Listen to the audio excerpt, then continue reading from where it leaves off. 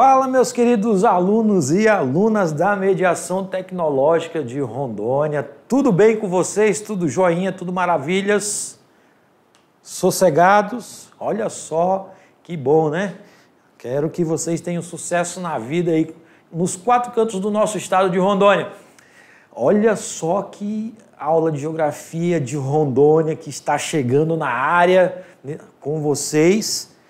E para vocês, professor Carlos Barros, e o assunto trabalhado vai ser um assunto que vai dar continuidade do que nós falamos na aula anterior, sobre bacias hidrográficas, só que agora outras bacias hidrográficas que compõem a nossa rede hidrográfica do estado de Rondônia, galera. Então, fique comigo e vamos lá ver quais são essas bacias.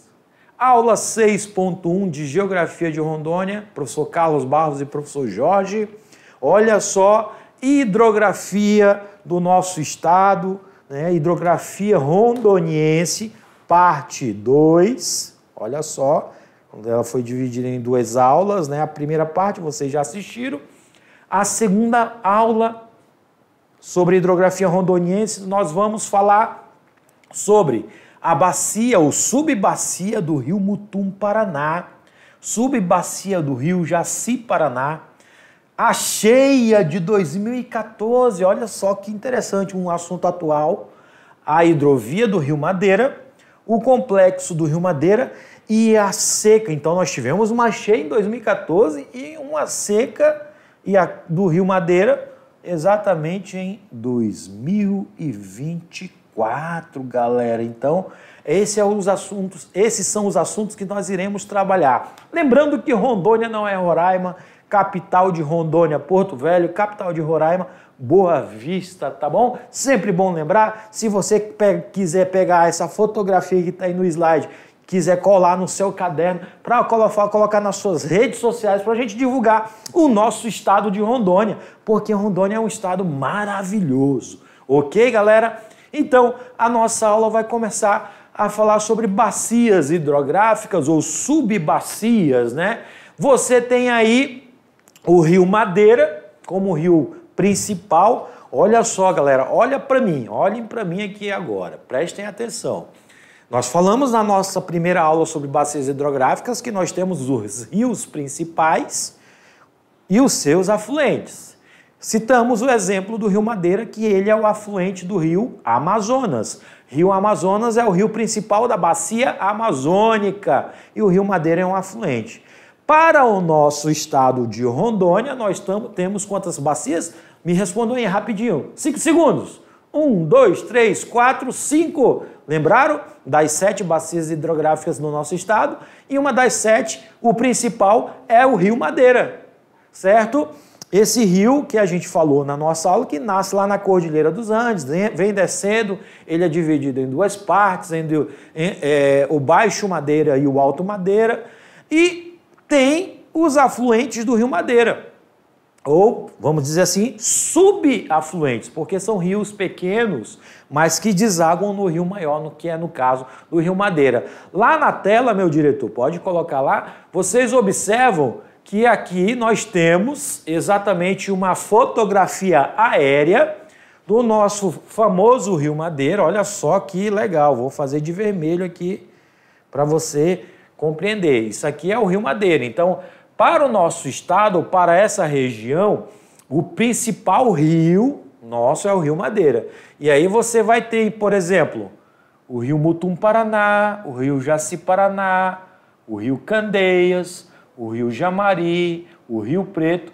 Todos esses rios são considerados subafluentes do rio Madeira. Mas, professor, o que é um subafluente? Um subafluente é um pequeno curso de água que vai desaguar no rio principal, que é, no caso, o nosso rio Madeira aí. E falando sobre subbacia hidrográfica do rio Mutum, Paraná, certo? Nós temos aí a localização dele, que está no noroeste do estado, tá? Entre o município de Porto Velho e Nova Mamoré. Um abraço para os nossos alunos que estão nessa parte aí do nosso estado, né? Entre Porto Velho até as proximidades de Nova Mamoré, Guajará-Mirim, a Ponta do Abundã também, né? E aí nessa região temos um famoso rio Mutum, que faz parte, né, do complexo de rios que desaguam no Rio Madeira, e a sua foz, ou seja, onde ele deságua, é exatamente no Rio Madeira. Ele tem aproximadamente 330 quilômetros quadrados, está dentro da reserva indígena Caripuna e ocupa 48% total, né, da sua área. Aí vocês observam exatamente a fotografia de satélite, onde você vai ter as longitudes e latitudes do rio. Essa é a localização do rio Mutum, Paraná. Observa que é um rio que apresenta, né, uma drenagem, uma hidrografia bastante considerável de pequenos cursos de água entre lagoas, né? E essa bacia, olha só, galerinha, olha para mim, pessoal, daí, ó, na tela, olha para mim aqui, ó. A bacia do rio Mutum, Paraná, ela vem sofrendo alterações. Por que ela vem sofrendo alterações? Quais os fatores? Nós vamos ter, primeiro, que a usina hidrelétrica de Jirau, que foi construída no Rio Madeira, ela tem uma cota de água de reservatório. Então, todos os cursos de água que está acima da usina hidrelétrica aumentaram o seu volume. Consequentemente, o rio Mutum, Paraná, esse rio aí que vocês estão vendo aqui na tela, atrás de mim, ele apresenta uma elevação, no período do inverno, uma elevação das suas águas. Então, alguns pequenos distritos que estão nesse curso de água foram afetados, né, devido a essa elevação da cota de nível de água da usina hidrelétrica de Jirau, né, que é a usina hidrelétrica que está próxima à região de Mutum, Paraná. Inclusive, algumas comunidades, como eu citei, foram afetadas, tiveram que ser realocadas no período da construção da usina de Jirau, que está no Rio Madeira, mas que essas águas, como é o caso do rio Mutum, que deságua no Rio Madeira, também são afetadas por causa desses fatores, dessa ação antrópica que ocorreu na região do Rio Madeira, ok? Vamos lá na tela, meu diretor. A outra subbacia que existe nessa região é a subbacia do rio Jaci-Paraná. Ele também é um afluente do Rio Madeira, tá? Ele está exatamente no município de Porto Velho, no distrito que tem o mesmo nome, que é o distrito de Jaci-Paraná, tá? Esse rio, né, tem a sua nascente, que está exatamente no Parque Estadual de Guajará-Mirim, tá? Esse parque que foi criado por volta de 1990, ele é um rio de fronteira, tá? Da Reserva Extrativista Jaci-Paraná, que também foi criada em 1996. Algumas peculiaridades sobre o rio Jaci-Paraná, galera. Olha só, para mais uma vez, umas dicas e informações importantíssimas que você pode escrever aí no seu caderno aí para você memorizar. O rio Jaci-Paraná, ele também, como foi dito, ele é um afluente do Rio Madeira. Nessa região de Jaci e adjacências, é uma região que produz tem muitos tanques de peixes, produção de peixe em tanques e também a pesca, né, do próprio rio. Então, muitas pessoas, muitos ribeirinhos vivem dessa prática, da pesca nessa região. E durante a cheia de 2014, que nós vamos falar já já, esse rio foi afetado por essa cheia. E algumas áreas que produziam, algumas fazendas que produziam e que estavam próximas à bacia do rio Jaci-Paraná, que produziam o pirarucu, foi afetado e os tanques transbordaram. E muitos dessa espécie de peixe, como é o caso do pirarucu, foram embora nessa cheia. E começou então um processo de reprodução em massa desse pirarucu nessa região da bacia do rio Jaci-Paraná.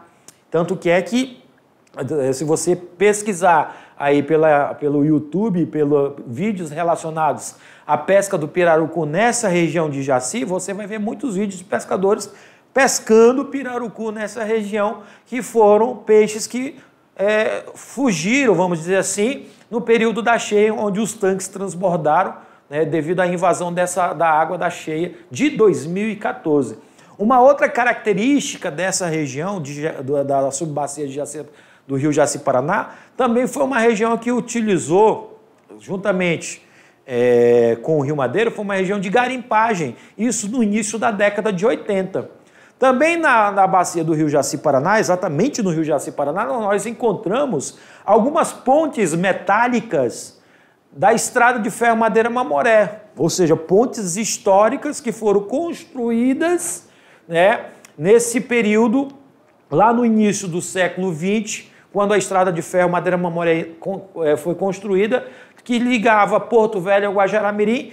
E na região da bacia do rio Jaci-Paraná, nós vamos ter pontes metálicas, nós vamos ter áreas onde foram criadas estações. No caso, lá no distrito de Jaci-Paraná, bem na margem do rio, tem uma estação que foi construída, estação de parada da estrada de ferro Madeira-Mamoré, que foi construída exatamente bem na margem do rio Jaci. Então, são alguns fatos históricos e econômicos que estão ligados à subbacia do rio Jaci-Paraná. Essa bacia que é importante no contexto ali econômico para os distritos que ela abrange, como é o caso do distrito de Jaci-Paraná, de Nova Mutum, né, que está dentro do contexto de subbacia. Beleza, galera? Vamos lá na tela? Outra subbacia importante para a nossa região, né, do estado de Rondônia, é a subbacia do rio Candeias, certo? Essa subbacia ela ocupa 13.200 km², ela está distribuída entre Porto Velho, Candeias do Jamari, Ariquemes, Alto Paraíso, Itapuã do Oeste, Buritis, Monte Negro, Campo Novo de Rondônia, certo? A subbacia do rio Candeias tem algumas características interessantes, como, por exemplo, características econômicas. Ela desempenha um papel para a economia regional, como, por exemplo, abastecimento de água para a região desses municípios, né? Ela também é utilizada pela população ribeirinha e da zona rural.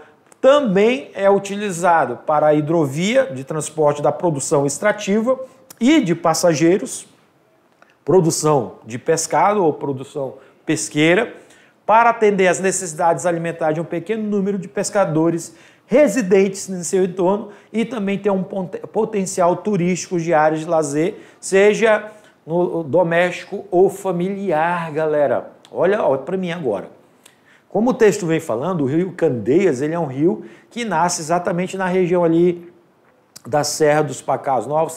Dos Pacaus Novos vem descendo, né, passando por vários municípios. E esse rio, né, ele é importante porque tanto para o turismo desses municípios, para o abastecimento de água e também para a atividade econômica, seja para a hidrovia ou para a pesca, ok? Agora um fato importante sobre o rio Candeias, histórico.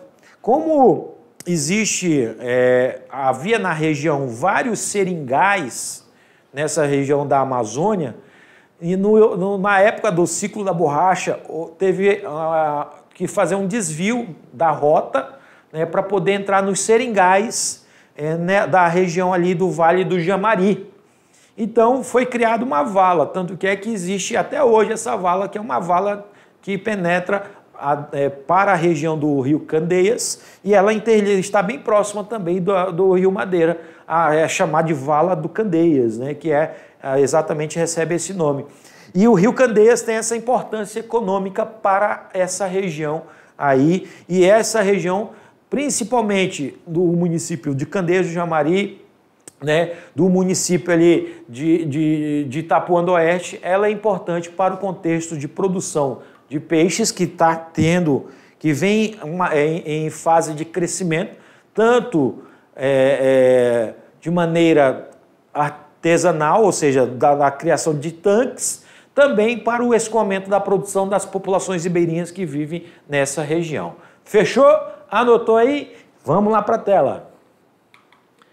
Então aí vocês observam uma fotografia aérea da bacia, subbacia do Rio Candeias, né? E agora vamos falar da famosa cheia de 2014.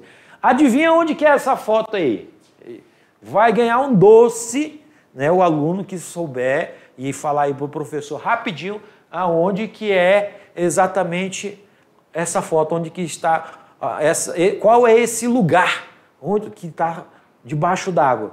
5 segundos. 1, 2, 3, 4, 5. Acertou quem disse que é Porto Velho. Exatamente. Em 2014, nós tivemos uma cheia que afetou não somente a cidade de Porto Velho, mas as comunidades ribeirinhas, abaixo da cidade de Porto Velho, ou seja, no Baixo Madeira. Afetou também na parte de cima, muito como é o caso do distrito de Jaci-Paraná, a região dali da Ponta do Abunã, também foi afetada drasticamente pela cheia de 2014.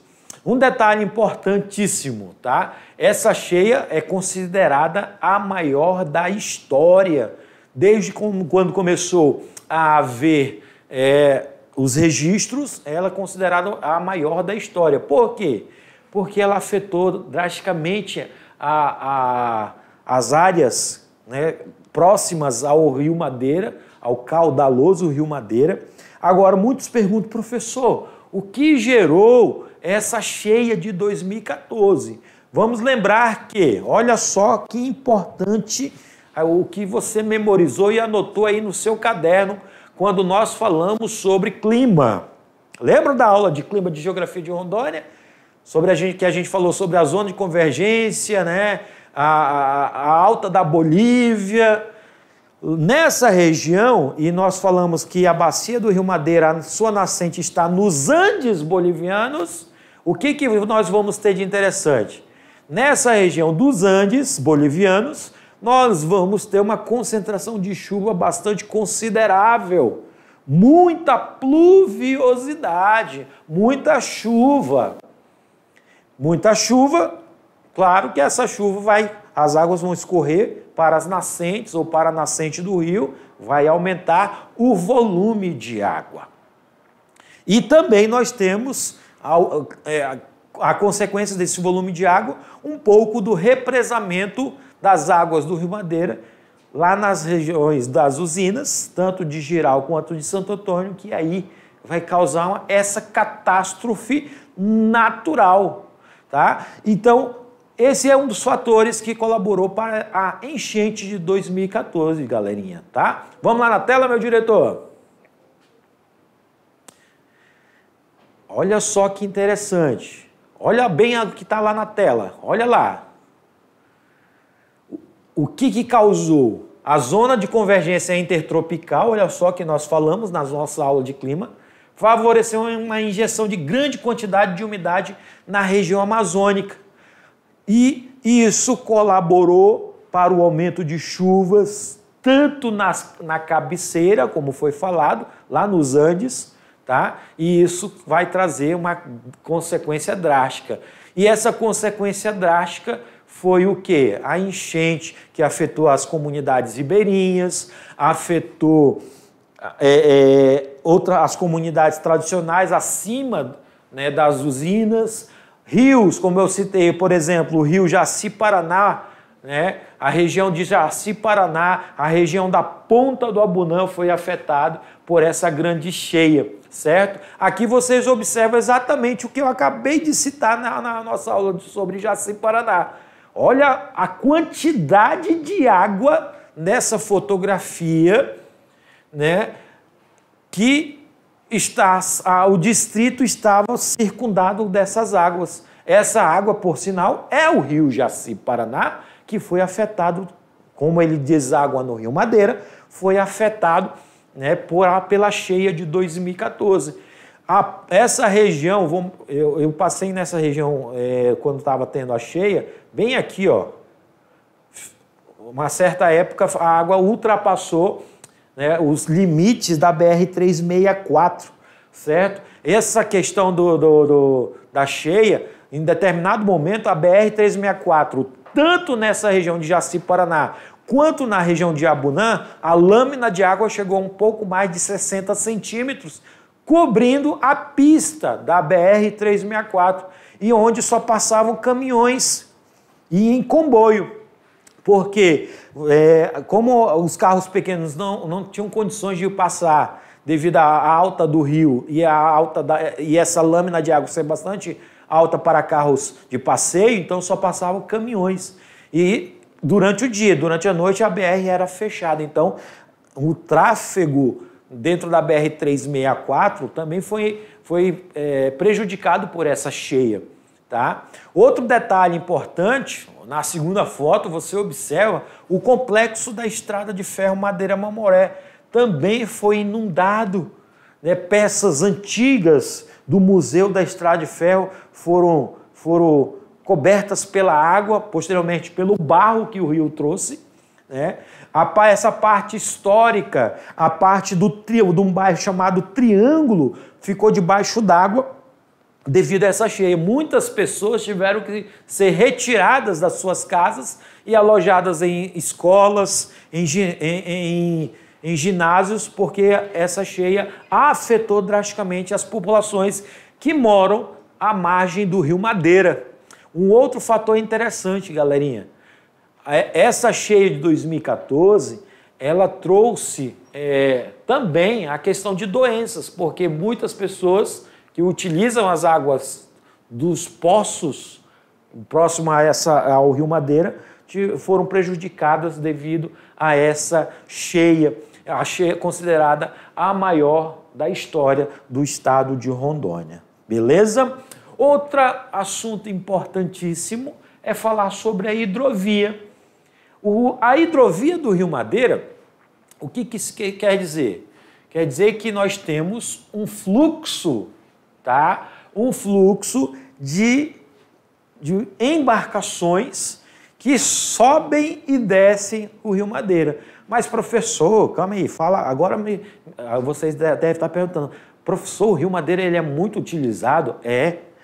Nós vimos que ele é utilizado para geração de energia elétrica, pela usina de Santo Antônio e de Geral, e ele tem uma importância econômica para o estado de Rondônia, porque nós temos que mandar a produção de grãos que vem pela BR-364 até o Porto Graneleiro, e ali as barcaças são cheias de grão de soja, de milho, de feijão, de arroz, e essas barcaças vão descendo pela hidrovia do rio Madeira, a região do Baixo Madeira, até os portos localizados no estado do Amazonas. Lembram que nós falamos que o rio Madeira ele deságua no rio Amazonas.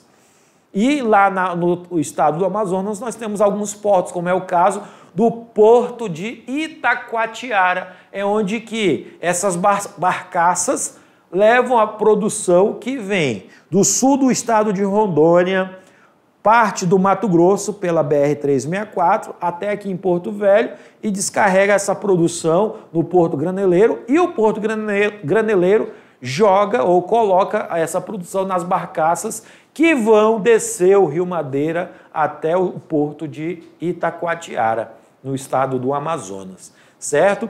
Um outro fator também, mas a gente só manda? Não, nós recebemos também. Como, por exemplo, vem de Manaus combustível, gás de cozinha, certo? Outros produtos que descem pela hidrovia do Madeira. Então, vai e vem. É por isso que é chamado de hidrovia. E esse trecho da hidrovia do Madeira ele é muito utilizado, porque são toneladas e toneladas de mercadorias todos os dias subindo e descendo o rio. Só para você ter só para atiçar a curiosidade. Você sabe quanto tempo leva para chegar até Manaus via Rio Madeira? Em torno de 5 a 6 dias. Isso eu estou falando na média, porque no período da seca demora um pouco mais. Tá? E subir? Um pouco mais também. Então, é subindo e descendo. E já imaginou barcaças, grandes embarcações pesadas, levando toneladas e toneladas de grãos, de soja, de milho? Então, demora muito tempo. Tá? Então, isso é importante. E é importante para a economia, tanto do estado de Rondônia, quanto para o estado do Amazonas e também para o estado do Mato Grosso, nosso vizinho aqui, porque pela BR-364 vem até o Porto Graneleiro, como eu já falei. Vamos lá na tela? Olha só, o Rio Madeira tem uma largura, como a gente falou, em média de 440 metros até 10 quilômetros ou um pouco mais, tá? A sua profundidade varia, podem chegar de 18 a 20 metros, e o rio é navegável boa parte do ano, né, permitindo o tráfego de comboio de barcaças com até 18 mil toneladas. Agora é muito peso, né, dentro dessas barcaças levando essa produção. E quais são os principais produtos? Só relembrando que eu falei agora há pouco: soja, cacau, café, milho, arroz, feijão, mandioca, são alguns produtos que são produzidos e exportados na região que utiliza a hidrovia do Rio Madeira. Ele é o estado também é o caminho de passagem da parte da produção do Mato Grosso, de grãos do Mato Grosso, como eu falei, né, que vai via rodoviária até Porto Velho e de lá embarca para os portos de Manaus e Itacoatiara. Na viagem de volta subindo em Madeira, as embarcações trazem produtos, né, de consumo, como é o caso do gás, gasolina, óleo diesel, matérias-primas, veículos e outros produtos, equipamentos utilizados pelas empresas instaladas em Rondônia. Então, aquele vai e vem. Olha só, aí você observa uma barcaça que leva containers, pode ser de mercadorias, produtos eletroeletrônicos, né, que vem de Manaus para Porto Velho, e também essas mesmas barcaças podem levar a produção de grãos para os portos de Itacoatiara e o porto de Manaus. Então é o chamado vai e vem, e que move milhões e milhões de reais, né, todos esses produtos que circulam pela hidrovia do Rio Madeira. Sobre o complexo hidrelétrico do Rio Madeira, nós temos então dois fatores interessantes. Essa produção hidrelétrica feita pela usina de Santo Antônio e de Jirau, tá, que compõe o processo ou o complexo hidrelétrico do Rio Madeira, são as usinas que foram construídas, galerinha, olha para mim aqui, ó, foram construídas pelo projeto, ou conhecido como PAC, Plano de Aceleração do Crescimento, isso lá por volta dos anos de 2005, 2006, tá? Esse plano surgiu porque o Brasil passava por uma crise de energia, racionamento em algumas áreas, algumas regiões passaram por falta de energia, e aí o governo criou então o projeto de aceleração do crescimento e que envolvia a construção de usinas hidrelétricas na região que tem a maior bacia hidrográfica do mundo, no caso, a Amazônia. Não é somente o Rio Madeira que tem essas duas usinas, foram construídas outras, como é o caso da usina de Belo Monte, lá no estado do Pará. Por que foi construído essas usinas? Para interligar o Sistema Nacional de Energia, para suprir a demanda, para diminuir, ou seja, para tentar melhorar a questão de energia das regiões mais industrializadas e povoadas do Brasil, que é o caso do Sudeste e Sul. E o que acontece? Essas regiões, por consumirem mais energia, por ter mais população, precisava suprir, né, a região amazônica recebeu esses projetos, no caso, a construção das usinas, para poder gerar energia para grande parte do território brasileiro ou parte do território brasileiro. Um outro detalhe, foi escolhido o Rio Madeira por quê? Por que foi escolhido o Rio Madeira? Devido às corredeiras. Lembra que a gente falou na aula de hidrografia do Rio Madeira? O Rio Madeira ele possui ainda em torno de 17 corredeiras ou cachoeiras. E essas corredeiras têm um grande volume de água e força.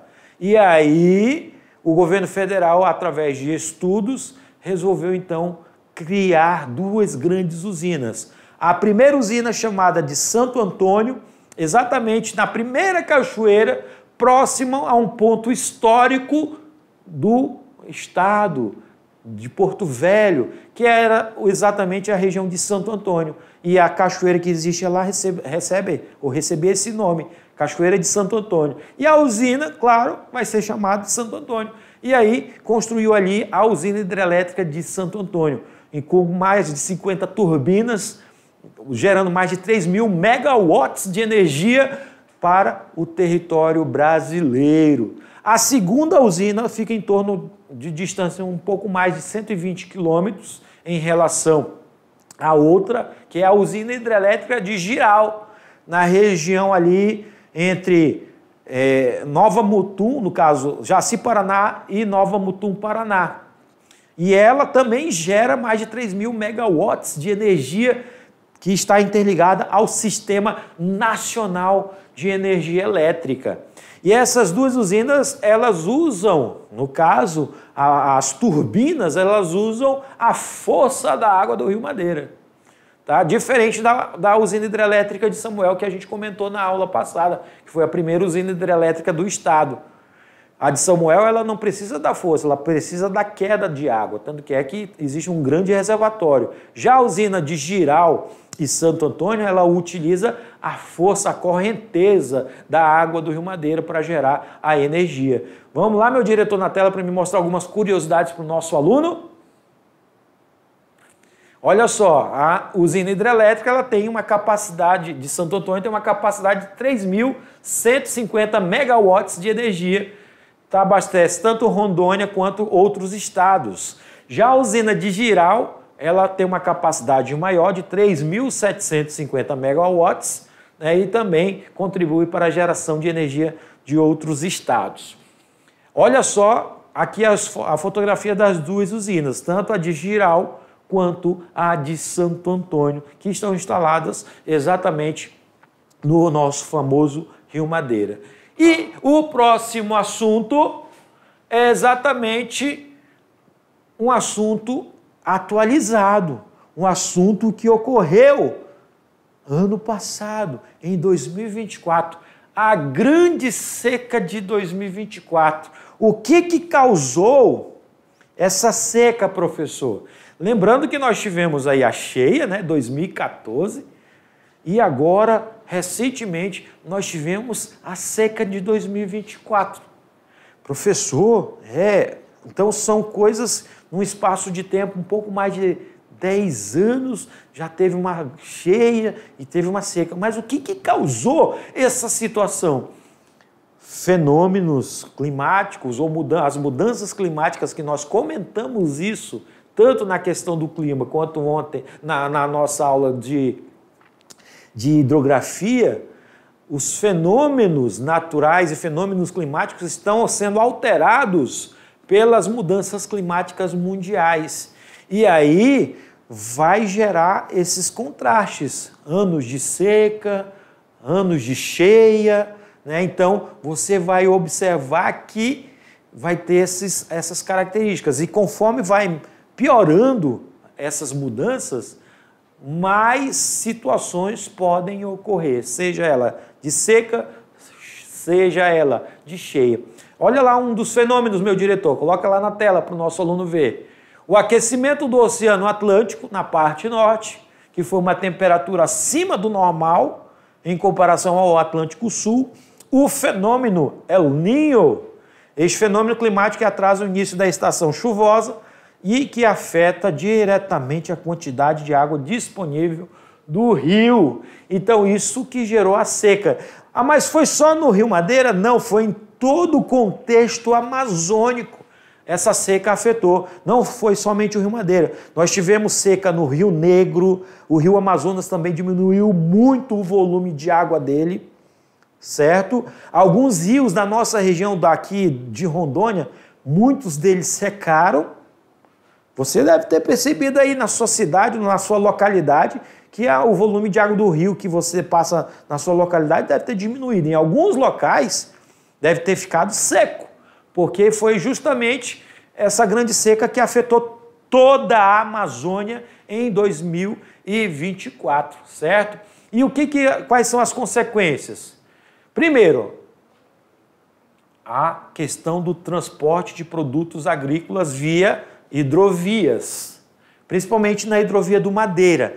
Na época, no caso em 2024, nós tivemos aí a questão de diminuição de toneladas, como nós vimos, são milhares de toneladas que as barcaças levam e trazem de Porto Velho para Manaus, e Manaus, Porto Velho, teve que ser diminuída a quantidade de produtos.